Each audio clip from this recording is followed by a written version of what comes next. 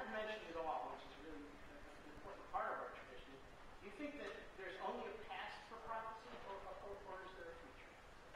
Prophecy. Is there only a past for prophecy, or does prophecy have a future? Meaning either a prophet or the son of a prophet. As somebody once said, it's a little hard for me to answer that question. So is there a future for prophecy? Let me say this. Throughout the 20th century, Jewish thinkers of various kinds dealt with the issue of prophecy. They all wanted to proclaim themselves prophets, and nobody dared to. Let me give you something of the list. Ahad Ha'am, Martin Buber, Olive Dalet Gordon, Abraham Joshua Heschel. They all wrote books about prophecy or essays about the prophetic phenomenon, because Yehezkel Kaufman, in talking about prophecy, they all longed for proclaiming a renewal of prophecy, but felt that in Judaism that voice is closed off. After all, the rabbis said by the 1st or 2nd century, from the time the temple was destroyed, prophecies were taken away from the prophets and given to children and fools. And the rabbis had to say that because they were rabbis. And a rabbi is an interpreter of a tradition that's already a closed canon.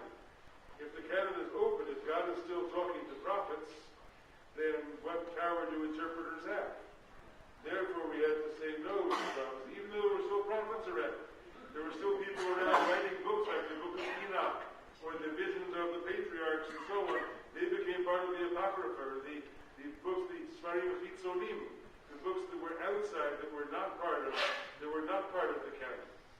Prophecy, however, never quite died. You have people throughout the history of Judaism who hear divine voices, who understand that there is something of a living tradition of prophecy that continues. They have been treated with suspicion for good reason. Remember that we have also always known that the line between mysticism and madness is a thin one. And that those famous Rabbi Nachman stories, which I won't tell now, but some of you know them and some others, attest to that. The Talmud already tells the story of a young man who studied esoteric traditions, and a bolt of lightning came out of heaven and struck him, which means, of course, that he was afflicted by some kind of mental distress. So, prophets are people to be wary. I don't find myself in need of prophecy. All I need is that single word. All I need is that where are you? And that where are you, which does not have to be verbal, of course. I understand words. I understand language as part of the human legacy. We human beings created language. There was a time in the history of our species before language. Yes? Language emerged at some point in the emergence of Homo sapiens. We don't know exactly when, but language formed. Since we now have the DNA of all our ancestors included within us, I wonder sometimes whether our DNA doesn't go back far enough to include some memory of what it was like before language. As we have infantile memories of what it was like before we could speak, do we have memories of what it was like before our species had language, somehow buried deep inside us? Is that why things like a shofar sound, or a nigun, a wordless nigun, or maybe even primal scream therapy work so well, reach such a deep place, because they go to deeper places than words are?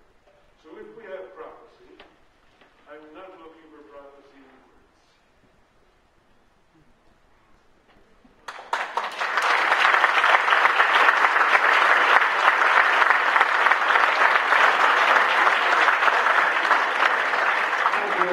Thank all of you for coming.